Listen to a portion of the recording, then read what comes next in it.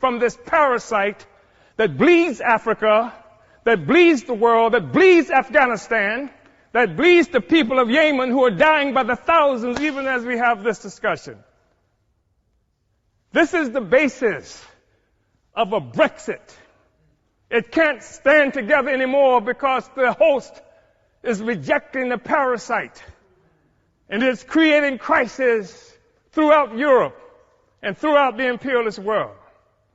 I think it's necessary, brothers and sisters, to say that there has been a natural trajectory by African people for closer union.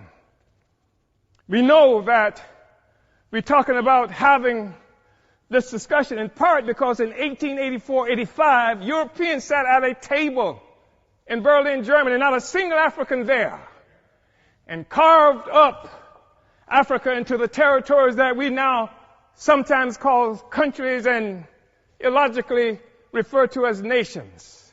Africans didn't do that. It was Europe that did that. It was Europe and imperialism that required Africa to be divided so that the resources of Africa, both human and material, could come and pave the streets in London and grow the buildings in Amsterdam and bring clean water to New York, while the streets in Sierra Leone are not paved. And the people in Sierra Leone do not have clean water. And there's no national electric grid there. It is necessary to keep Africa divided by European imperialism and by all the imperialism in order to continue to suck the resources from Africa so that cell phones could exist here, so that Steve Jobs and the others could achieve some great notoriety from the coltan that comes from Congo, where Leopold killed at least 12 to 15 million Africans in order to conquer and keep Africa in the condition it's in today. We talk about a united Africa and African Union because of what European imperialism has done to Africa to keep us divided. We know it's true. We saw 100 years or so ago, Marcus Garvey organized the Universal Negro Improvement Association and African Communities Leagues that stretched across the globe. More than 11 million African people everywhere were connected to this. Africa for Africans, at home and abroad. That was the cry.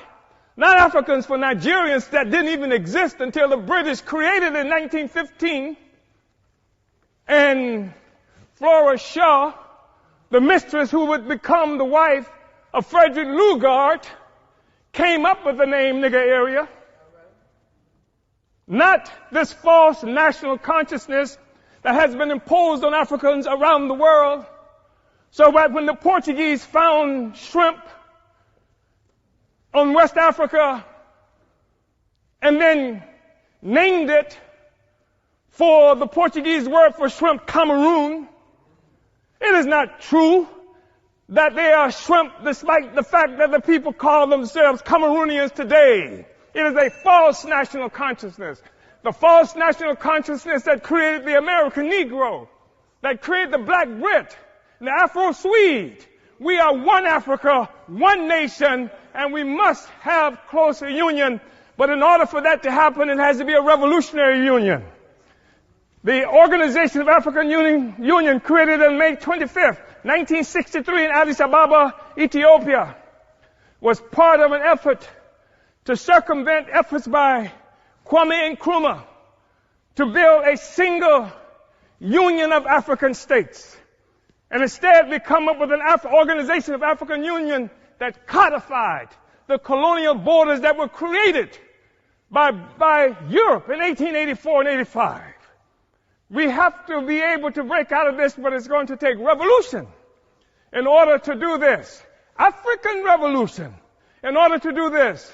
African revolution that will destroy imperialism and the world economy that's responsible for the growing immiseration of the masses of people around the world. Uhuru.